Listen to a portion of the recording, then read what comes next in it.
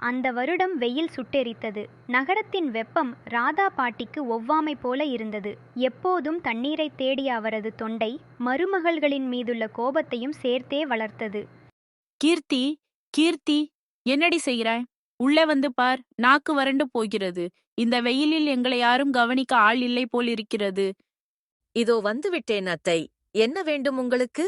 இதோ இளநீர் கொண்டு வந்திருக்கிறேன். போதும்டி உன் சர்க்கரை சேர்க்காத இளநீரும் ஹெல்த் ட்ரிங்க்கும்.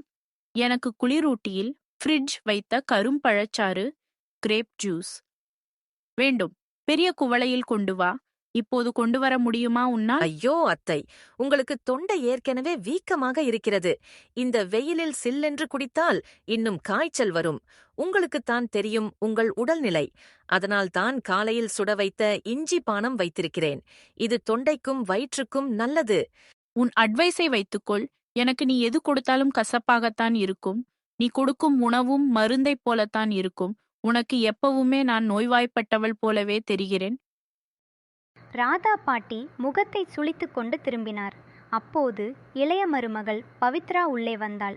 ராதா பாட்டியின் வாடிய முகத்தை பார்த்த பவித்ரா காரணம் கேட்காமலேயே கலகலவென பேச ஆரம்பித்தாள். ஐயோ பாட்டி, ஏன் இவ்வளவு சோகமாக இருக்கிறீர்கள்? அக்கா எப்படியும் உங்களுக்கு நல்லது என்ற பேரில் ஏதோ சூடானதை குடிக்கச் சொல்லியிருப்பார்கள். அப்படித்தானே? இந்த பாட்டிக்கு கொஞ்சமாவது சந்தோஷத்தை கொடுக்க வேண்டாமா? பவித்ரா, நீயாவது பார்மா என்னை. இவள் கொடுக்கும் கஷாயத்தை குடித்தால் உயிர் போகும் போல் இருக்கிறது. உனக்காவது என் விருப்பம் புரியுமே. எனக்கு ஒரு பெரிய பவுலில் வெண்ணிலா ஐஸ்கிரீம் கொண்டு வாமா ப்ளீஸ். அதற்கென்ன பாட்டி, இப்போதே கொண்டு வருகிறேன். உங்கள் விருப்பப்படி நடப்பதுதான் என் கடமை. என் கையால் சில்லென்று சாப்பிட்டுவிட்டு அக்காவைப் போலவே உற்சாகமாக இருங்கள். பவித்ரா உடனே 2 பெரிய பவுலில் ராதா பாட்டிக்கு ஐஸ்கிரீம் கொண்டு வந்து கொடுத்தாள். அதை வேக வேகமாக சாப்பிட்ட பாட்டி பவித்ராவை புகழ்ந்து கீர்த்தியை பலமுறை திட்டினார். பவித்ராதான் என் செல்ல மருமகள், இவள்தான் எனக்கு பிடித்ததை செய்கிறாள் என்று அடிக்கடி கூறி மகிழ்ந்தார். நாட்கள் செல்லச் செல்ல ராதா பாட்டி தினமும் பவித்ராவின் கையால் சில்லென்ற பானங்கள், இனிப்பான உணவுகள் என்று அதிகமாக எடுத்துக்கொண்டார். ஒரு நாள் சில்லென்று ஏதோ ஒன்றை குடித்த மறுநாளே, ஐயோ, என் தொண்டை, என் உடம்பு, எழுந்திருக்கவே முடியவில்லை. காய்ச்சல் வேறு தலைவலியை தருகிறதே. ஐயோ பாட்டி, ஏன் இப்போது சிரமம் கொடுக்கிறீர்கள்?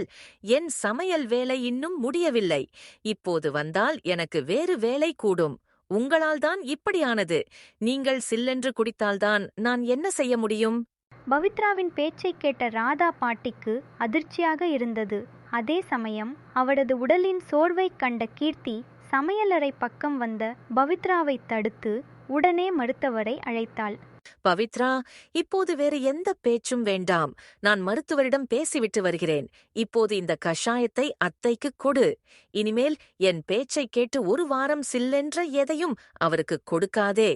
அம்மா கீர்த்தி, என்னை மன்னித்து விடு. நீ கொடுக்கும் கஷாயம்தான் என் உயிர் காக்கும் மருந்து என்று இப்போது உணர்கிறேன். என் விருப்பப்படி நடப்பது அன்பு அல்ல. என் நல்லது எதுவென்று அறிந்து அதை கண்டிப்புடன் கொடுப்பதுதான் உண்மையான அன்பு. அன்று நீ மறுத்ததே என் மீதான உண்மையான அக்கறைதான். அத்தை, விடுங்கள். நாம் எல்லோரும் ஒரே குடும்பம். உங்களது ஆரோக்கியம்தான் எங்களுக்கு முக்கியம். இதை குடித்து ஓய்வெடுங்கள்.